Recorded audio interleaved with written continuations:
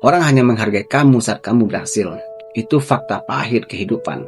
Saat kamu masih berjuang, saat kamu masih jatuh bangun, saat kamu masih merintis dari bawah, tidak banyak orang yang peduli. Bahkan sebagian dari mereka meragukanmu.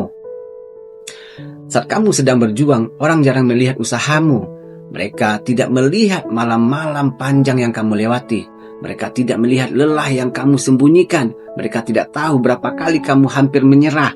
Yang mereka lihat hanya satu, yaitu hasil. Jika hasilmu belum terlihat, banyak orang menganggap perjuanganmu tidak berarti. Mereka berkata dalam hati, dia tidak akan berhasil.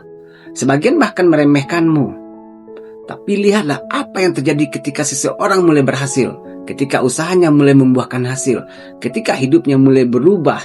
Tiba-tiba orang yang dulu meragukan mulai menghargai. Tiba-tiba orang yang dulu meremehkan mulai memuji. Dan yang paling aneh, orang yang dulu tidak pernah peduli tiba-tiba berkata, aku sudah tahu dari dulu dia pasti akan berhasil.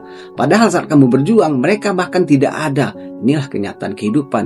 Manusia sering menilai dari hasil, bukan dari proses. Mereka tidak tertarik pada perjuanganmu. Mereka tertarik pada keberhasilanmu. Jadi jika hari ini kamu merasa tidak dihargai, jangan terlalu kecewa. Itu bukan karena perjuanganmu tidak berarti. Itu hanya karena hasilnya belum terlihat. Dunia memang seperti itu. Dunia jarang menghargai proses yang belum selesai. Tapi satu hal yang harus kamu ingat, jika kamu terus berjalan, jika kamu terus bertahan, jika kamu terus bekerja tanpa menyerah, suatu hari nanti hasilmu akan terlihat. Dan saat hari itu datang, orang-orang yang dulu meragukanmu akan mulai menghargaimu. Bukan karena mereka tiba-tiba peduli, tapi karena hasilmu tidak bisa lagi mereka abaikan.